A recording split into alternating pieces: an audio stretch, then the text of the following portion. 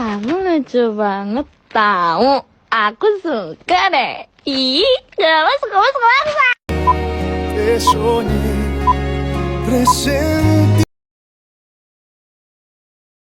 Permasalahan pendidikan di Indonesia.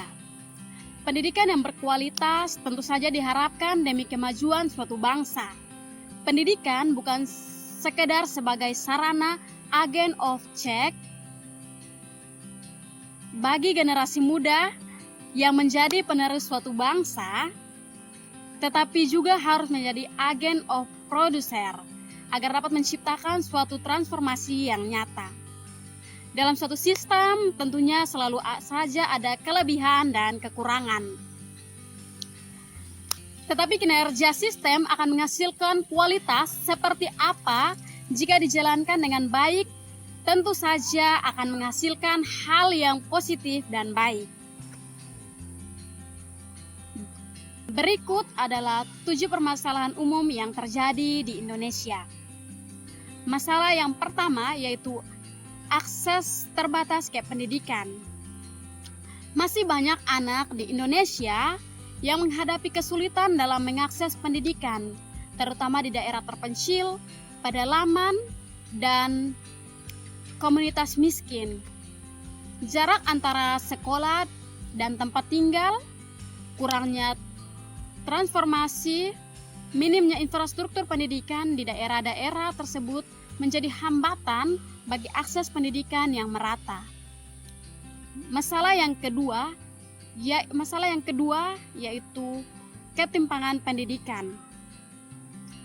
Ketimpangan pendidikan antara daerah perkotaan dan daerah pedesaan serta kelompok sosial ekonomi masih menjadi masalah serius di Indonesia. Fasilitas dan kualitas pendidikan di perkotaan umumnya lebih baik daripada di pedesaan.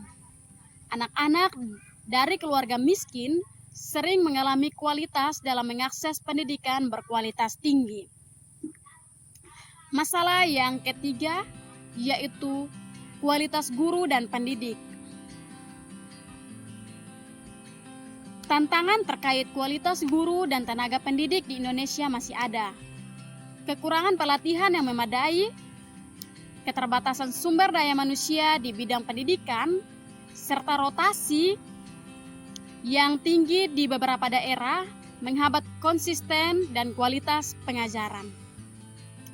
Masalah yang keempat yaitu kurikulum yang tidak relevan. Beberapa pihak berpendapat bahwa kurikulum di Indonesia masih kurang relevan dengan kebutuhan dunia kerja dan perkembangan global.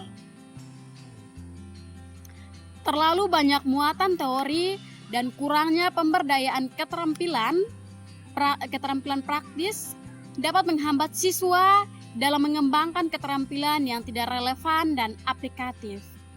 Masalah yang kelima yaitu fasilitas dan infrastruktur. Banyak sekolah di Indonesia masih menghadapi masalah terkait fasilitas dan infrastruktur yang tidak memadai. Hal ini termasuk keterbatasan ruang kelas, laboratorium, perpustakaan, akses internet yang terbatas, dan sanitasi yang buruk. Kekurangan ini dapat memengaruhi pengalaman belajar siswa dan kualitas pendidikan yang diberikan. Masalah yang keenam yaitu kesenjangan digital. Kesenjangan terhadap akses teknologi, informasi, dan komunikasi yang memadai masih menjadi masalah di Indonesia. Tidak semua siswa memiliki akses yang sama terhadap perangkat komputer, internet, atau sumber daya digital. Hal ini dapat mengakibatkan kesenjangan dalam kemampuan mengakses informasi pembelajaran online.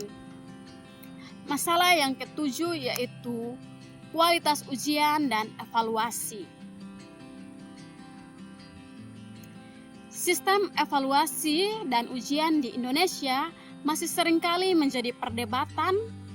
Terkadang evaluasi yang terlalu fokus pada tes standar nasional dapat mengabaikan perkembangan holistik siswa dan metode evaluasi alternatif yang lebih inklusif. Pemerintah Indonesia dan pemangku kepentingan pendidikan terus berupaya mengatasi masalah-masalah ini melalui berbagai program dan kebijakan, seperti peningkatan akses pendidikan, peningkatan kualitas guru, reformasi pendidikan, investasi infrastruktur, serta pengembangan teknologi pendidikan.